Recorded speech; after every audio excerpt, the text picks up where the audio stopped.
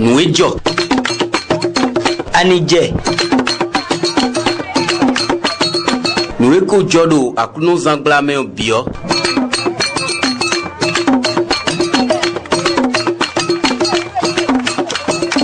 Sincèrement, Naton, Ewayi, Lili Tadji, Noa, et Segbe Mijadian ton.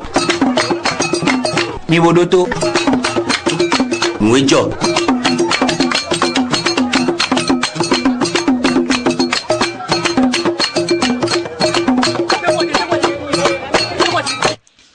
Rantan toro mitome bokudo ganro huko kudo bejino ni huranto ten radio cité miro bemton sero monganti kanwe nukuntenwe ken tanton godiro sokamelo savalu honun toben nwa nuejo ton singawe khobomiko sobiro agba miton safi poten gbagidi ede soro agba sa osadonu alomono hon edo fi robo ibe gbagidi ede soro agba sa melaho satuna agbosu edo moji odo gbemiton plado etete ya senta mo di gbetijen se mi de poten o ride ai somo janbo sikuwa rome on rofi no agben onwa nkai datin tin wa we rome ho ito antin nko 200 di o rin ron yin dodin o do rin ron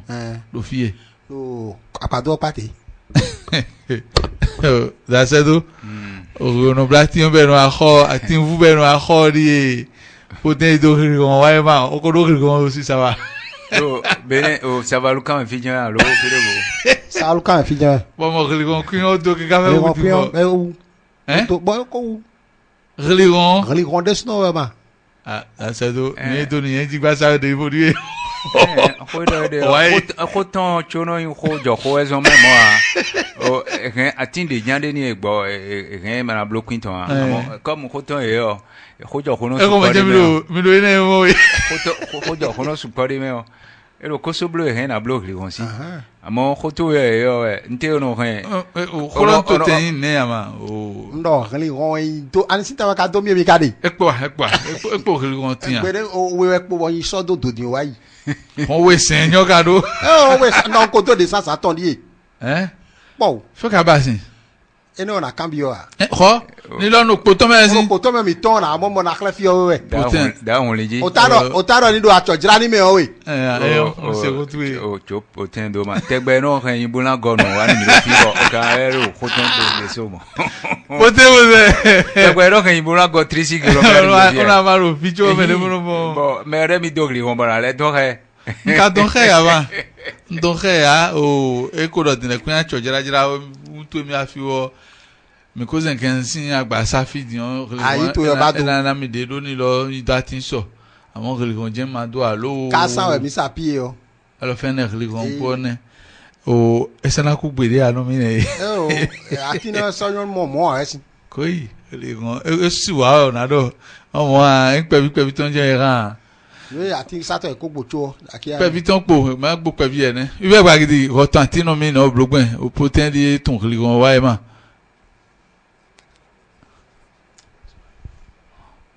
Miracle Yasin. Ti o jado konti wo na sura tin de do aba. Ti o ro ja sin o esi e jasin fi do bodonu e. Lo ka wuli sin ba toko so ikonkonji. Lo jodo ojogo to nteti ojodo totorungo sokeji sogo rangbanu do bon khayago tone e. Mo je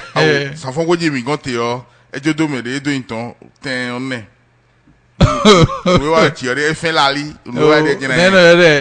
ne mi na hole we ni ti oro teti me plan o na fa pe wo ti wo ni eja ti ma ja to agba abi mi wa de teti plan me so ne wa we ya me ka o so mo kwa mo na be sin bo eno mo na yin gble ro chi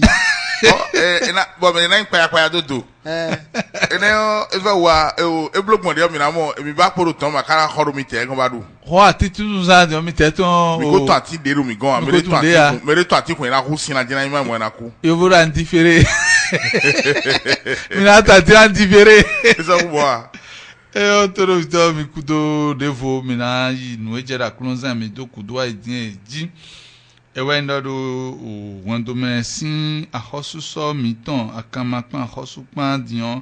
ajahuzu ni nuwa pede bi oflen do beneto me bi pa ça va to ko me filo enablo monko esikude po aro ahosu nuwa ne yo e pasinpo o wando me nuwa miton town ewe zomba dada ganjeyin awo bagidi wenego e so nuwa de rote lo play yeme koyin ahosu akama teme koro achetome bihui bo yi tabeso ne eyo ebrodo de eduna tin many yeme ekoyin ahosu tablano teme ero dada ganje inglo elo bomen pompona tun fie ache pipaton version ka fodo enesin o wenwe dazogbo powuli nu lo sin ahosu aje hosu e anamo jeme peredo nuwa ebro ne gomina doto ni da kpɔwuli nu da zobo lɔ xɔsowɔ eye do français gbemɛdɔ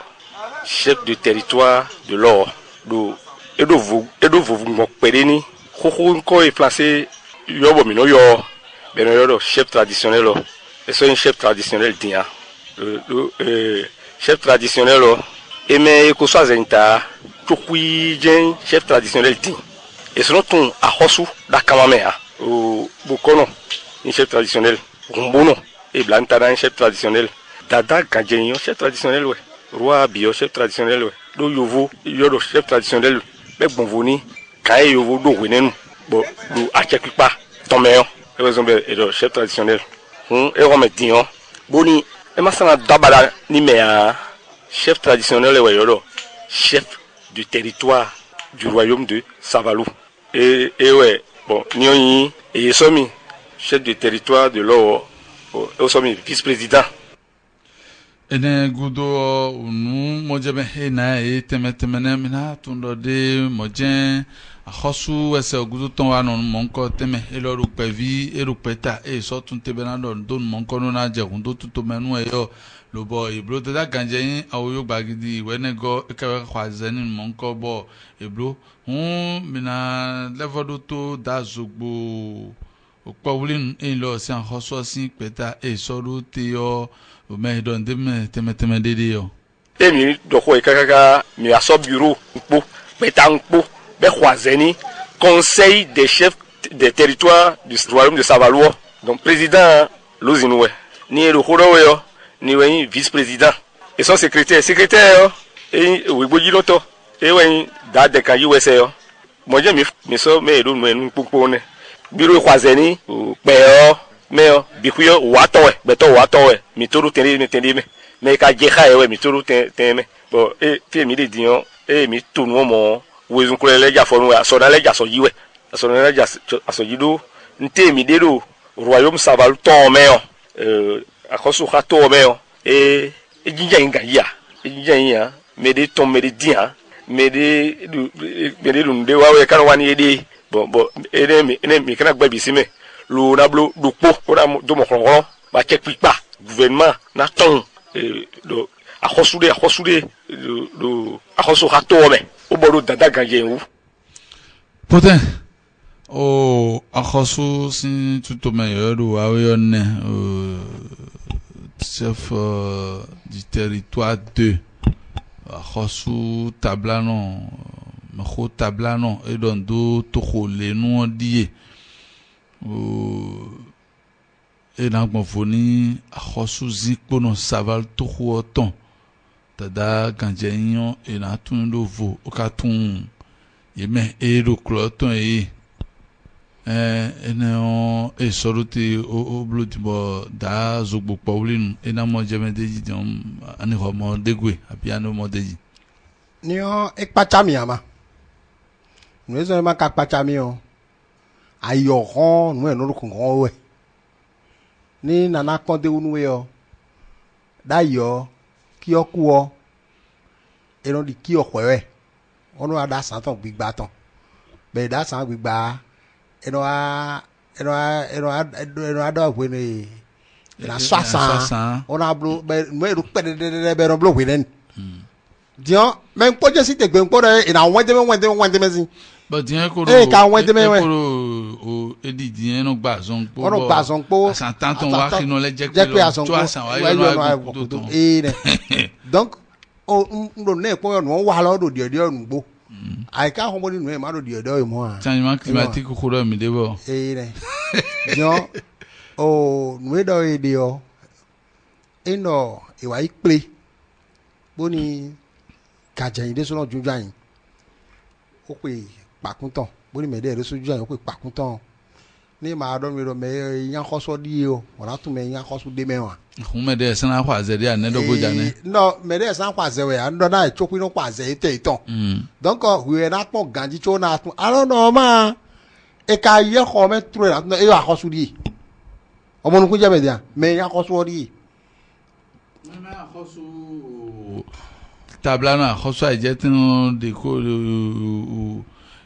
ìnọlẹ mímẹgbẹ tó pa ẹmí ìnọlẹ sọnù wú àkọsù àìjẹtùn ní ẹyìnbó. mẹyìn mi kpatsa mọ lókun kàbí ọ̀rọ̀ yẹn nẹ mi kpatsa mi táwọn ẹsẹ wọn àmọ́ nbọnà dìbò ẹnà sọnù táwọn náà tó tsẹ tó kpẹlẹ tsẹ bọ ọmọ sẹdọ àná àkọsù di. mo jẹ́ ká tó tó bẹ́ẹ̀ ètò ńlọ mẹ́lẹ̀ onílé wa tó ẹ̀yàn díà. o yan kó tó níbi ara ẹja o kókóló wu ni ilẹ̀ gbàtàn gbé bẹ́ẹ̀ dọ̀ ha bokɔnɔ o fayɔ ɔrɔkɔnɔ du kɔkɔlɔ asu ama ɛrɛ hiro ntatɔ kɔ oro bɔrɛ kun asu kadzɔba fa hunimi. o dasɛdo akɔsu dudu diɲɔ di ahosu joyin o ne mina yɔrɔ di mɛ tsoro akɔsu báyìí bá dúbɔ gbɔnte dɛn o file kɔsu de bɔ kɛkɛ akɔsu lɛ adzɛ wo yin gbɔn kan kpɔnkpɔ méjì ní bɔ mɛdɔ n'o sàtò tɔn ló te mɛdɔ n'o sàtò tɔn ló te eye sɔ ló te yɔ diɲɔ ena li fɛn kpɔni ne yà tse.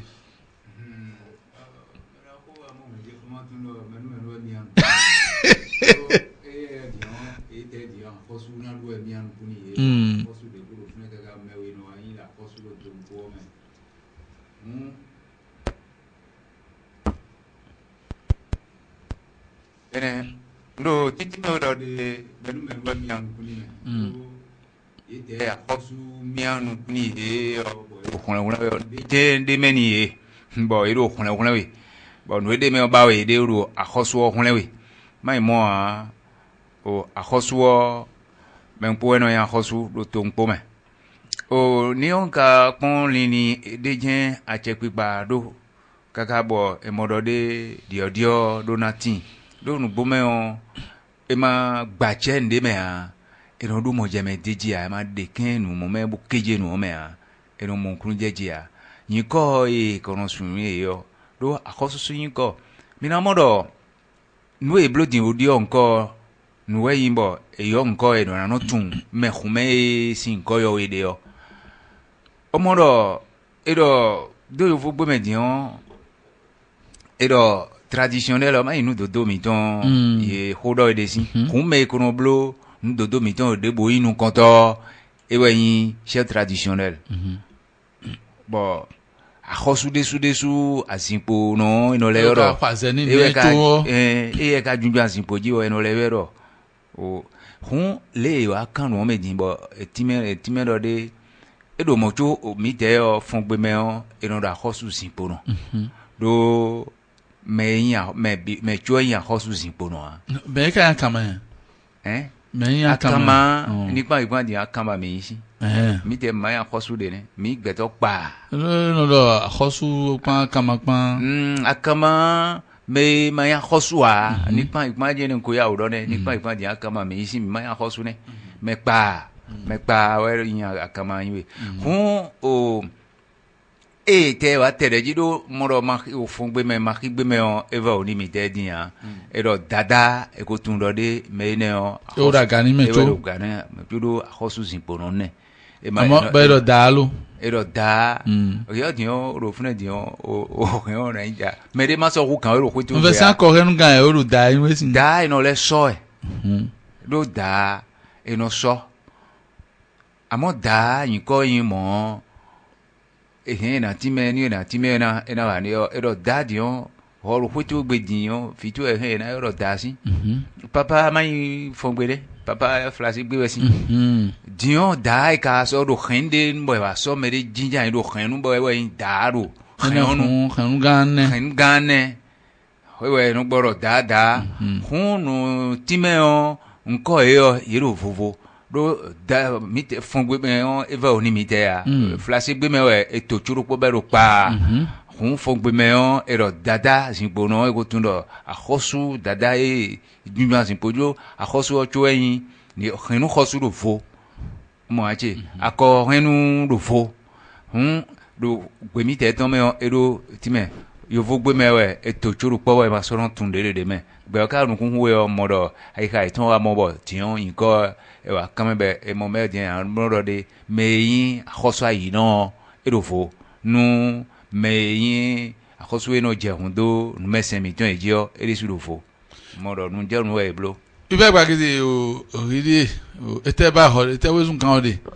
o da no mi dada kabi ani ten no da video to o gbadia kona bi ona do iri awaro no we eno jemenji we yen no gbe awa e kana je ti afufo che e chukuru fren o dada nu kabi dada nu do kwegbe eno fofoko a fofofo e pomo ki pe bi ona du o me koko enu e no kanfa bo faron some dion eno pon me do nu me do kwe o eno sa hosu din ado modo de ya ahoso do sa ba fi chukwu jan do kwegu o ma da lo nu do khenu o pede wu me de ya na so ya ma o politiki no so dion ne ma ko enado khota mi na plere o atinte sa mi na plere o mu je mi ji do me kana mo fle edo si poro kwe we ado akhosu me koko akhosu so we dia dokuno khosu so we de din dokuno khosu so we de din do me do nu ku be wona so akhosu din o flafo o fonino de ma ve do de emi ko mi koko kwe gbogbo en de wa we na se ma khosu si o ko lo ga khasin dokuno me di we na finon ka ba sin ni pe vi o non so da cavolo so che vedo o akuno nu e dobo ni nsi onne pode era bella nuda lo ku gbe o da ka nu bo de mo homo na du ai gbe ma mba kali kali mba kali ya e mo fun ni no mba ma ko so mi lo kweje we manu anu tini kweku ya ro kwe ko tu me go ru da ro kweje o we ya senti ro ko na we no si go ni te che kwe ya na so gbe me to pe ko kono ne ya e de e hona we ya nu e mi de odi o da ka do ndi amadi o na do na le fe obi na da ka do ndi amadi je ka yin o ko je ka wa obutun divia o yan de maro ko eno kan pe bi o ye ya ba da yo iperan gbali bo me de wa ko iwe o en na je ke dada ro kini so no ma me o kini so adai lo dada kuna no mo ya ya o de on ve do mo si o ka so ilu daro pe bi te we o ve o la ro ya bi de no yo fo gbeji kika o wa nukada sinton akwera sinton bo emo o khenuga ton do de emiro lele ona wa konton ona khotomeni de mi to bi bo so gbe o kika mi na do so gbada no mi na khotomen poni bo khenuga do ona ni oyin bere mi na khotomeni afia kanu da laga pere bo madama ira laga ton do ede atawa to tanne da ya vero mo di to bero ero yin e o wa taman ni o da enu bo ho no keka wa di on we yon bo na wa mi o eno na wa ho to memi bo ino ba ho to memi ni de ko no je to me gudo o mamo o ya bi o lile lo ho emi am ngari ka sinama ri emi ko do de mi na ho to me ni cho na iwe bo ero mo di do da ese mo do o yan vi o to pan re ni wa pa me ko ton de pan be lo de fie ton wa de onu le wa do ri emi ka ro te pon to me kuku e je ton kun ni don do de e so nu kun e so gbidigbidi cho wa ba ko to me ni mi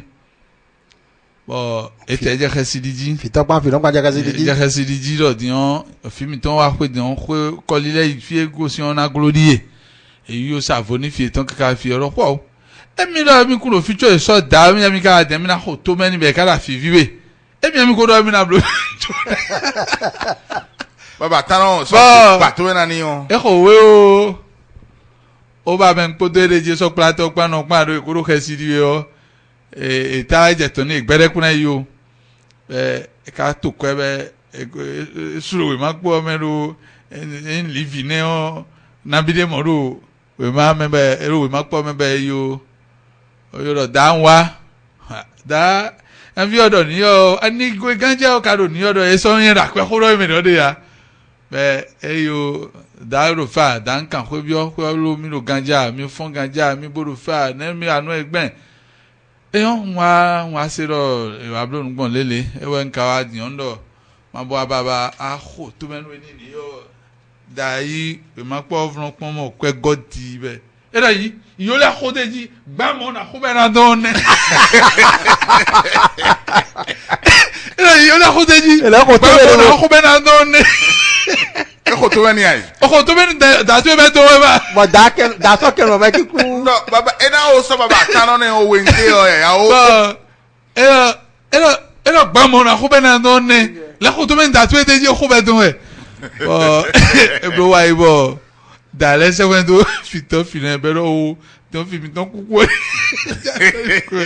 e yi pa alu e pa be ro gbede yan fi o de mi na ko to be ne mi ku yen do no e bro gbe ja e pon ko e na mi o do de mi le bro ko be do de sunge gbe nta won mi do be se ko me de mi ke mi na ganja fina go de e kuna ibo nta na do bo ho ebro daru ai bo dana ma do ne da ko million do to era ba ma ka po e ko gbere e ko era millionaire bo mi da mi do wo ni newe o e ne wa ko mo ro kun we na nde jana de men na yi o e juro mi ta we mira ko ya sent e ndo mi na ido ko jo ko nu e bo when to menu mi te mi na jodo a nu e kanu vene mi kege when do de mi sono bara kwedo kwin me hoko mi te igbon wa no a kwin me hoko mi te igbon wa no dai yo mi sono bara kwedo wa egbero nu kun we mi do si o ejoro ko ma so pe o taglingo pon do nu kun ji gleglegle e ndera khosu e na sa khosu e na so daro kweregbe hen kan o kweregbe bo henu gama intue a khosu dudu ne ma intue je bo ta kizi odu eno no ji na bidia aba ti o do ni o ni o yo do we ndia si kweno ya gba samuel je dago ti ko ajo mbe ko dada yo mi do si yo do we ndia bo era gba we ndero mo do we rie a khosu dudu o nu eyin bo sewe no na me eno fasun a do mi mo me hoko mi te dago mi te kwenu o wenu ero fijiwe o fi pevi etan wenu e kono do fie yo na no da do me die fie yo na no da do me die lo wa lo be kono de fi oda lideji eno yi da hosa eno ipon gbasa ton e that ni wuti mana we kime yo clean no me hoko de patan be no do ko no se oyin khenu ga ba sukusi owero ko yo gbe bo men poti bo eyin feje no pe o ero kakuni takin a ma ta bo chinto na no we jan yin o bonu ido e wa bi onu we ko fe sun ma da e ko men do na kula kina boro yi nka ko isan fo ko ama nde ko kon ti fi ayibo ni sokun wa bo yon de o e ma ko no si da no ka ko men da ga je o wa o ro ko fe sun mi da bo yo ona na ponpo ko ko hire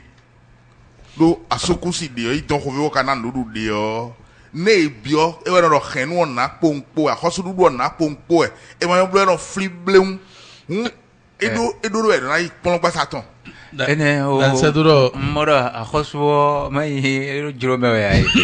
yo ka moro de gbe no so ma akhosu akhosu o do fune dimbo o fon jogun bonde o lende ono sikublo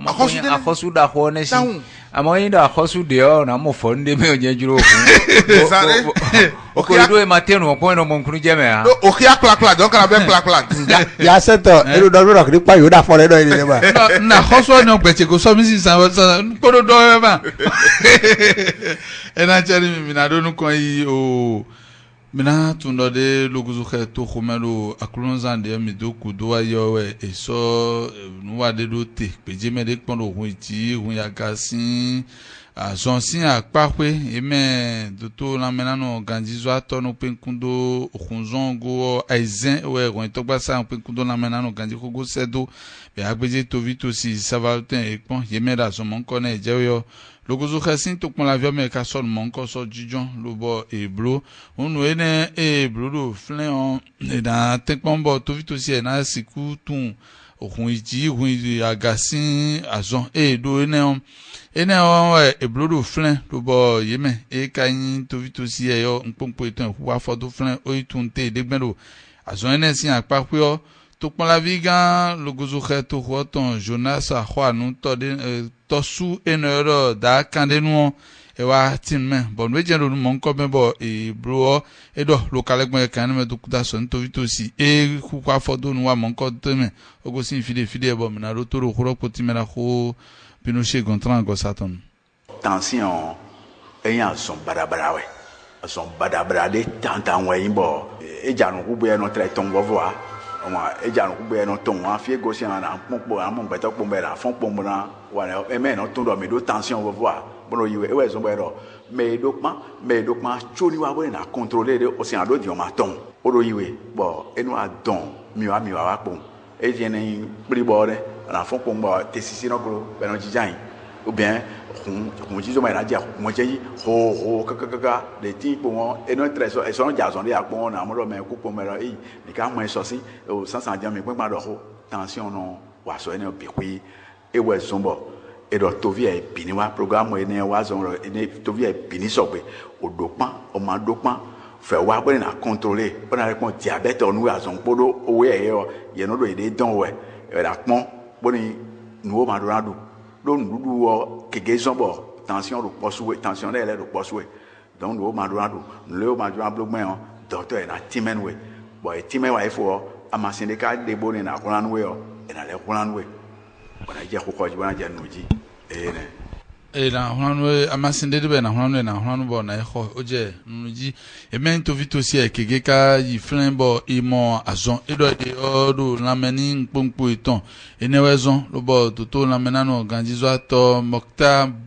Bakari e a tin mekpede lo lena nu yen mekpede do azon enesin apape e wen me o do nu koni yeme e de sedo be wa so mon ko e do logozo khato ko me na lote nde mi awa do fio wen do mi awa logozo khe bona pon cardiologue de do beneton le ple bo dijen boze association des rotés association de société béninoise de cardiologie association ouais monde que moi de mais zone de la mais mon pon pro mêler mais population la mais mêler de tension de yeme bon mais de tension de yeme on conseil de mirer na et amancer de mirer na dire ni abi de na do prise en charge bon mina tapo bona c'est do taux de la gomo na surveiller nous des pour do tension y a zone bo y a zone badabada de ni no mirer mina gonde bouma senti kaka bébé mina blo complication de di AVC abi crise cardiaque donc raison mina sepon logo de resimele bona pon lo to mais do 18 ans ou plus mais do tension le ko wale mina do beton ye bona do mesini nuwa enesin wenu yeme tovi e iflen yo de timbo emo azon eneni kege ye ton e wa sepon e lobo e ka ipeje de pon tunte de gbendion nte e kigbeni yero agbasa to me e levodo pede bo mi na levodo to eseme to mi bodo mi ni wa bo akun mi de sin alom le sukle vivisin azon bodo tension po mi kawa no po ye yi mi mele yi mi tam na on vedo de na yi mi mo america yi mi be vivi ni mi tam rapo mi sojo chobo e blo no ni mi ya ye ipu ami ton hwe boa ita mi ton yene fo mi le so alo ko mi ton ju be tension mi ton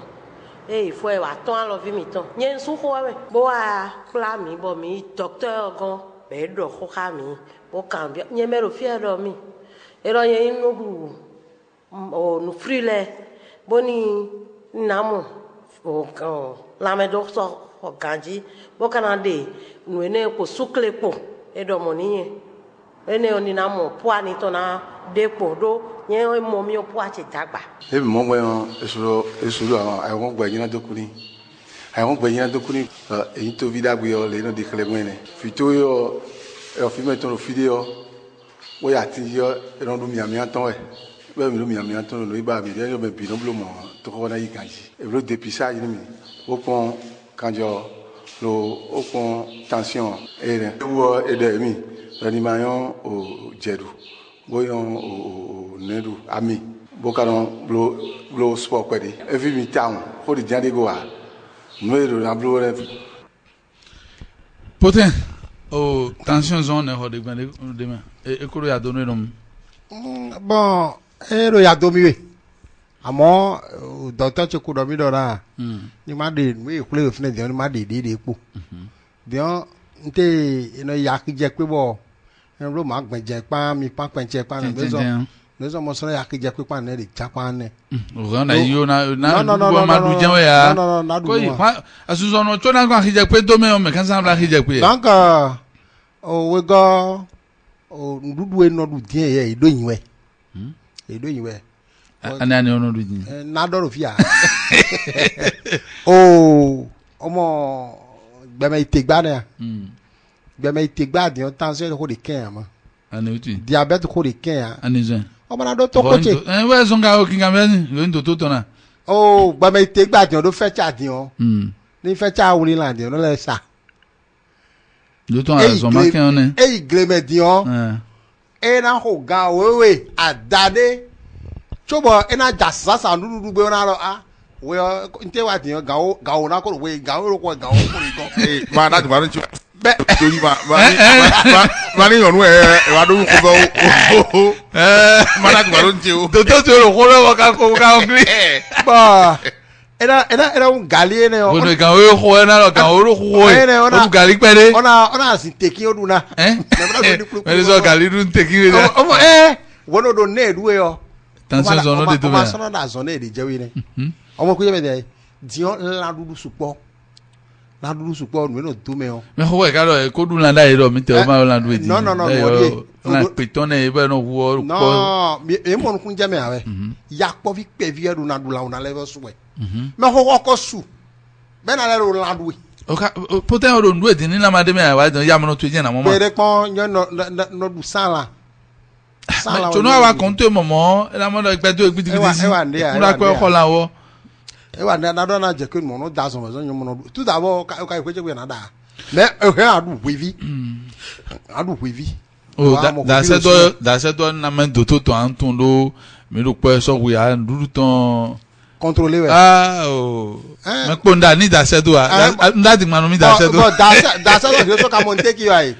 o pɔn ne tɔmɛ di mɔ mana mɔ tension de. tɛ ŋun fɔ ne bɛ ma mɔ mana mɔ diabète de. ɛnɛ ma k'ale tɔ ko fɔ mɛ a tɛ ŋun fɔ ne da ye. donc le dakɔbi de dasɛ do de yɔ. mɔ yɛ glesi tege no de. n'o glesi di mɛ n'o dɔgɔ ligba ma. ɔnɔ do tension wa. pɔ mɔgbɛtɔ de bɛ o mɔ yɛ o na dɔ dɔgɔkoro sun tɛnɛ bɛ jaji bi n ka kɔnɔ fɛ la nin ji. o do tension. dɔgɔkoro mɔ tension na kan si mɛ la. tension de da de mɛ. kun yɛ y'a ɲɛ dɔgɔ. mɛ kɛkɛrɛ do tension a tɛ yasanji. mɛ kɛkɛrɛ do tension a tɛ. mɛ kɛkɛrɛ do si. wa ni dɔw ka de. e ka minɛ mɔdɔ mɛ kulo kɛjɛ yɛ n'o do tension. kulokulu kunkan to ye ko in mɛ kulokulu kunkan ma bi yɔrɔ dandan kolon to a ko tension ni ko sin tu ya ba o e ko sin tu e agundan ko tin boy wa blo formation ni mi te o e do ni mi do na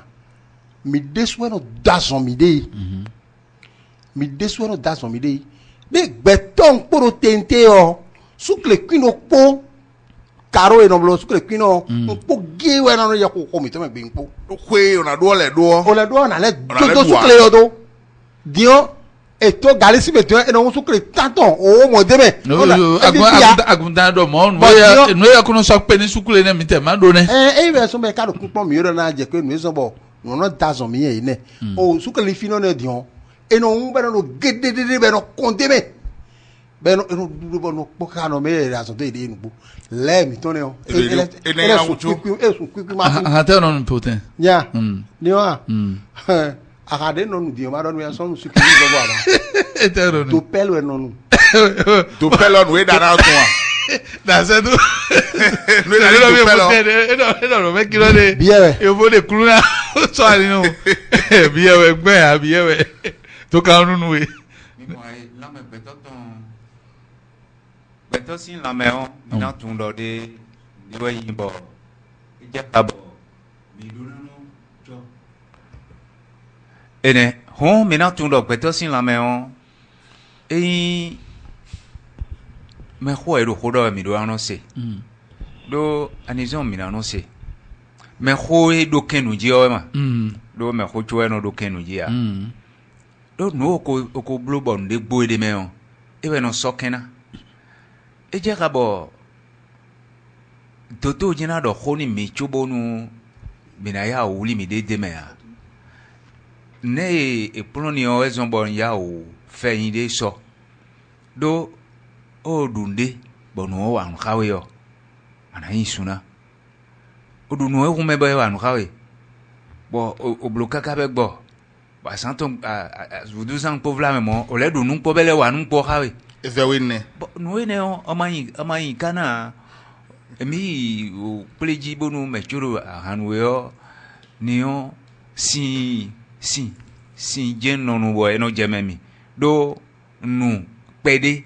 ena gba yin sukle kan bonu nu wa hwe yo tun le no kigme mi yo e we so nu mi cho soro mo me poro hunsi poro la me ni dende din boy nu e ka juru ye nu ro hwe kwado dogo me we yo e ndo ye no se pon me kokko yo no kan bi yo ni e kure a o je kayin na ji ntempa ni e wa do hwe yo e na du gbeton amo e wonu e ye to do ho ko gbon fune wa yi odudura ya na pande gonu ya do hite edu ehun metin o eno wande ten me trolo a enadu khoya ka je khoyi jije ji po won kana modo asan ido ne yo o kana je emoji do tion kanjo to eporo do khonron pere yo odu nu na du o eno ten po no li eno adazon pepe kanjo kana je college yo o na je uve moji ka do ni iwe yo you know dia o je mi ton nde jambo nu ina gba yin sin dini onu sin litro ton tendo npo median sino wande me ama ama onu litro ton tendo npo me tendo npo median mo do de ina be onu e glo doguma lele aha kun e sokle do nde jan eni no dupo eno dudu yen jido nudu supo wi wa nde jan bonu e kan yin suni me de yo yin me ro fio me yo eno mo do no dosun din no la me we ka so bo no fi nyo ro ho do si la me che ma ro kan ji dia ma su ku no fi o do ho ne da se do je pupojo le be kejekeje so bo je ne do ji yo me de su e we so ba gbaza me ton e do na da hun de ji a e do na do hun ya eyin odunde ni no wa ka we o e do na do ba do me bo na do hun ya o do pere a do gbaza to yo e we yan gbaza to o do jazon me de na le ipleji de vo na le iple ro fi o jo ona wa de ya do kenu we no do tabanu eji no na do hunya da se do redu ja me de na o mo na te nu onu ne o ya ka ba se te kra por play ya se te do mo do nu voa do te do gbe we si wende na po nu ye ne mi yo e so agasukle non po bo edo ina estre sukle de meo be se sukle de meo be vri tin po bo sukle na go o nwene o nwene po o de meo à la vie no wuli o be ko sukle na go be sa de meo ine be ro sukle ne bi bueno ye la mi to me sukle no ka ye la mi to me ku dagbede wa ni mi we o do wa do no mo bo be dio wa dio na gba so be bra wa ya che bo nka pon ka bo e kuna gba choro me to e no yo ni me nponpo e na me de ti me te ma ko nu a oh il finance coca na bi coca oyo akande nko na kwe no ka kwe toma ne bodion e jamodaji ko e no e kala zon do me de donc un million surtout un million yo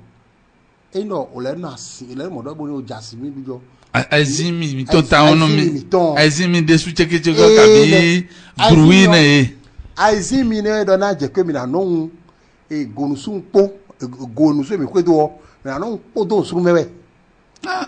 ami baba do to ami ma ami baba no ja baba du ke kan ju ami ma ti ya dion e ka longoli ko den be no enu chibo azoka do mi de we ni omo ku je meda dion go to me ho mi ten ka du longoli chichi ne jo ma ka ja azo na ede si o we go na leti me ni omo po ma mi to mi no ko ni me ne omo la toto fo tete ne yo nte mi no da gbon mi no da de jane jan do anu tu ne kra nda do eno odo kakun sun tu edoji timbo ero bibi pupupupu odoji o ora ko kro ma tu eno o ko ma dio suba me no so de to ko be no micro me ne re o de javel pe vile ona ko na o de javel na de o flen no vovo no munde vovo no munde ne ne re di doto mi se le ya o bo petu eton doto pe mangarat no mi pe mangarat ne no so si me no ko mane ona ene no hun video bedo mane go bi dio ona se ma tu yiri be da do fin bo o lo kapun sun ene o do come o ona be mane o de me ene na do dojo na bi kukukukuku we ya ene bi kukuku o ko le hun video bedo ma me o de ne mi no le jodo do ba iron ho bẹ́ẹ̀rẹ̀ mi àdúgbò wọn náà dún ní àsátọ̀ èso màánù dá yọ àkókò tó ní àsọ̀ òdòdì wọn náà tó yìí sì dùgbò ìnáwó kò náà sọ̀ òdòdì bí wọ́n bí kákákáká. wọn náà fi yọ. wọn náà fẹ́ tọrọ nùdú dàgbé mi ẹni nùdú dàgbé ya ẹnọ máa vitamine D mẹ́rin ẹ̀nọ wà dàgbé dàgbàsá mẹ́rẹ̀ ẹ̀nọ na force globi blanc mi tán lẹ bẹ́ẹ̀ náà mo tọ̀nà títè bọ̀ diɲɔ mi tẹ̀ mi kọ́nà tó kàná òhun dé gbẹ́nẹ́ yìí globi blanc yẹn náà mọ̀ òvẹ́ hùn. Dr Potin. èkó mi ta wọn ma bọ̀ mi mọ̀ nípa bọ̀ yọnu gbẹta mi tọ ye kege diyan àmọ́ ye koyun maa da. o nínú rẹ o yan video ẹ ẹnu bẹ ẹnu àti zọ ẹnu bẹ àti kpo ẹnu ọ̀rọ̀ bí ẹnu ọ̀rọ̀ diyan ye ẹ dẹ dàgbà gbẹ ní jamiu mi sọ ọkùnrin dàgbà kàntẹ́ jí bẹ́ẹ̀ mi lò wọn náà ta mbọ̀ dàtọ́ dẹ ẹnu sọ àti ọkùnrin gbẹ ní jamiu sọ bẹ́ẹ̀ lọ́kìn bọ̀ àti kpo de do ìkàrọ̀ nù rẹ àti kpo de nù kàn tán bẹ́ẹ̀ ẹ fẹ́ fa wọn o de ti o sọra bọ̀ nta bọ̀ dàrọ̀ kọ́ mọ̀mọ́ di o na yẹn o kò jẹ́ tiẹ̀rọ̀ nkíjí o nílò ọmọ jẹ́ rẹ̀ nà kó sọ̀rọ̀ wẹ̀tù ẹnu ọ̀nẹ́ má àtsọ̀ ní má de wẹ̀ nínú mìíràn bẹ́ẹ̀ àti de àmọ́ kọ̀ọ̀kan sọ pé ń wá ó sọ bẹ́ẹ̀ kọ́ mẹ̀dìyàn anitsi ọ̀nà òfò tó ń sáré bọ̀ akíte dìbẹ́ náà de òtó kọ̀ọ̀kan wà ló sísá mi rẹ̀ o ó fẹ́ la o sá ti kó dàbọ̀ ń tàrọ̀ de ekíkpé ndèjẹ́ ọ̀nà sọ gbogbo ẹ̀rọ náà yẹn o mẹ́ra hó ibẹ̀ gbàgidi o nue wa do logozo kẹ bọ̀ tóbi ẹ̀ ìpàgbé náà bọ̀ mẹ́wàá aṣọ ẹ̀ lẹ́fọ̀dọ̀ diyan mọ̀jẹ̀mẹ́tẹ́ ẹ̀ ọ̀lẹ̀ lóde jí ó nà gọ̀nẹ̀. niyan nadokuda sọ ní mẹ ìdólìní ní ẹ̀hún bí gbọ́dọ̀ àìrán sọ̀kun ẹ̀lẹ́fín apá mi tẹ̀ tán pé tẹ̀ ọ́ de. bẹ́ẹ̀ sábà ló yà blóde. mi ro sabaluwa maka yin sabaluwa tsome eblogbɔn mi maka se wɔwɔ wole eyi nɔ se yɔ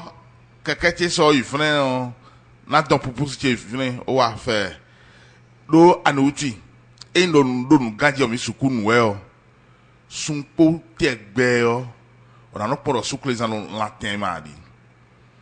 o azɔn eyi hu etsi hu ado yɔ vuduzan kpokpo tɛ gbɛ wɛ edo nanu gbedze kpɔn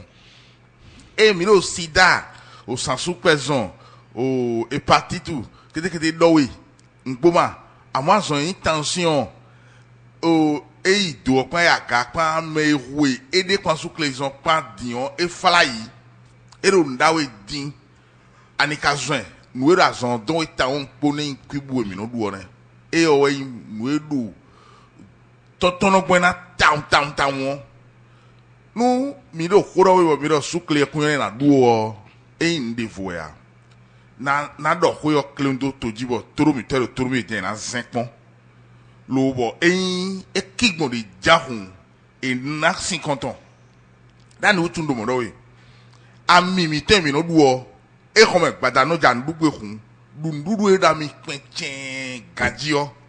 o mlain bo fon sasa ba pon kametu on te na kigbon nto na fon gben on npo nema yonu e kporo nugudo iwe sunu tomo we na bi oyonu na do eni so sukle dudu odo nte yoni do fivi dion odu gaji si ko ne mo sunu ton kudogudo ton kakakaka le mo sunu odevo lo na do mi do sunu e mo dion de hun supo hu kan da iton no de o era moro de eyin mi du sukle supo je we na de hun supo eyin do hun de supo ne o yona we yin ni ame nwe khle chwe matun sukle mi ton edo ede edu sukle no na khonkhon be mi no se edu mo edu gbe na khonkhon ne a ba de ku odu to na tun mi ko sukle duwe rie game mi de dio cha tevio sukle ko la tueme odu fenye sukle ko la tueme hunu kege timbo mi no du be ko do nu khumene e mi ka soro sukle dagbe mo wetia huni on bi odo na tuto me monko e yo e fon we da kluno zone wawe buru tovie hune ganwe doto we da ho sol banteton e do tuto me de bo tuto me de na no nanu ye memo ora no bla tani nu khumene e ni mbiodo e ndo akoso na che ona logo akome logo hun e ni jala won ne susuton ba hune tovie ga eran chani mera ho be gbagidi o poten ho ku do to ego mena kendo na go sin agbamton safio eblo ndagbe de do saval to ko me fibo me mombo mi chokpa wede nu fie mi ka de erome dion o e aja mi adoni to vie egbe o ena wa don mi wa ndo de eblo alidesin alegosin afosuklen nu do ali kan mono sojio blali yo de gbon flen de khwa khose do to khozere dun wajete ali ple khonkan su khaton anume wa so ene lo do kodo to membe su agbito to mi tan agbito le do de dan je me la khom ton ali ns o khwaji na lo khweton gaji flen opon eyin ogosin masala si osin apapo opon disi to pe o ona monsedo e kaindo ogosin alipre konkan so khati o ahwe masala si osin te opon ami o to ko na modu flen ede ti o be jijadi o ko gba ko idodo dogban me keka be go ko be khabu idi me ko yan le ogbon re o ifide wa wede ndian e ma de mi de don be wezu mo nko de sinton ene to me du bijan kanan asone o ablo nugbon to dogban me keka bo na de jande ya be dandani ene ka oblon to vie be ko ma do ene oh voix 40 mitons do mi di ganji e blo yo do ahose do be no e blo do ahose e blo do ti o buje ton bo e mi do kaka we ne ton ko ndagbo wo so ru kende go e ko peve but dion mi ka ajeti oji yo e blo dion yo ti blo donc ni on na do pe o na dokuta so ni talon do e do pe bu wa pe o do mi na blo ni mi e do mi na blo ni mi bo e ka blo ali ne o e ka blo ali ne o no e jagudo no e don we de o e mi termina do ni to vie mi na do ni bo mi termina do to vie do de go yo e mi termina do bo gbe to e na se ora i do ni do no da o vi don yi na na pote un po yo ni jero jura je mo nko to yi sadidi to fly sadidi ka fly ru do wa keke de su tu me go wa me ka wa lo ka tun me do ka tun no o da che npo e ndo ko ya bon sero me yo e wuri kanu keze o don do ni so alo to ami na fun pa fen de me da to ji neje na da che ji mo je be fun be je gogo bloju be yi portable to pa no bi kwasi konton keze lo bon so ku sin fine nsemo bon mina monde pon de ne ma kun pa fen funda lo me lo kun pon din yo ma no pon jan ja ipon ba ti mina monde pon no ma wa bo e do me wa so ti ma ba pon no ma bo ipon ton e ipon wo o le ko 20 vla me pon ma di bo nto ko be zo te city ko me e do ma ito ma no negbe be ro o je e na si ton on a ils ont tomé on est bon ngbo ralenti o la o ai gbon pe to gudu ti o ai ton do a hose do meti o ai hui dion e do mo mi o madine do woni e yon go fe da yo ndi su o ai we but ye ka no na ije to me ai ho no mai podo nu pe da de yo ko ro freo ai su ko papi pa ko blo ton go no gbali ni si han na ti eno ma me no maka ko mo mi vla fo a na we na do frère kan we yo a se dubi ni ba keke kwa bibi mi na je to de suno do yo kun no keke to e ku ai ina ko be na so keke si yo omo ko je me da donc e we npo kan do je ke ko ma lo keke ja keke ka lo jin to donc ni npo kan do na je ke nu yo nu bala donc e ka do na je ke mo pon e bibi de keke so yo ne donc milo bio sisi docteur talon sisi jeka talon do eni tekpon boni me do ene ona blow ye yo eni ya mo e boni eni tekpon blow ni mi ene o mi na mo ko do safin ora mali dagbe ona no gbon do nu e blow ni on dagbe ma egbon fine do mi na to na po me blewu e izande o ko ma ka do o neno na ma do toji aya po me blewu ma da se do moro o aika dagbe blo amo e kama karo o fifeni na ola tafo hokuno dogoji odo alio edinda ya tuna likundio alio ka dion bo se no potin do ndeso isomo ngbonfenesi ngbonfene do ni o mali bo din trolo mo ora lo papa nfusi mateo o te ataku moro ali bo din trolo bo moro hun fio bo yi je afoyon bo je fine on bo lele ko kholo le so kudonu e ma po chen video ne bo la le ko gon file bo nuene o aso e bloni mi agamo epo fie na e ma so fivi do ni mi o kalele ka le blomo do e do mo dion me ma tun me ma gon fine kon dion e ken dion a ovi na je do fine si e ne hun e ni pon e ni bo le pon o blobonu ali e bloni mi o e ma le wa yin a ovi ni mi o o ibe gbagidi e ma khole dapo ni no ki ovi o ni o a ovi ko je do fine do e na je we ai ko je ya vi to gonde e do me o fo asovide do alors mi ton ko lo ka so me de do la hotan lo bon frère o din o yi to to me gun la hotan o blo fo yi to to me ya vi ene o je to ne me bo mama blo ai na ku hun mo e be do ne mi fe chawe e kana do mi do mi gun le kan we lo kan la we mi a ni on bi oro de e ma khwe da no ki o vi da po mte a senti document dion da ene ni khwe pe e ti kon kaka bonu na egbon ali ene ji kaka yo ni blo bidu fi de tin bo idion àwọn egbo oba po o toreji ali e blo eyan bo mi gbe a ali dagbe we tuto dagbe we amo e tin kon o blo pe e so do je mo fe chawe do bo mi lo kuku je mewe ena cheni be gbagidi poten gbagidi ena chenu keka da se do kuda so o me la hosa tuni agbosu ko ro alobro mi ore mi zenren ya senta mo kunliji mi no podi bo nu ejo e ko meto mi sisi to mi do kuda so ni ye me ko do wa yin ni nu wa yo do to ti tegbe tan bi kwiro e ko le lo asantan ton o de vo iwe jen ko ne e wele vonu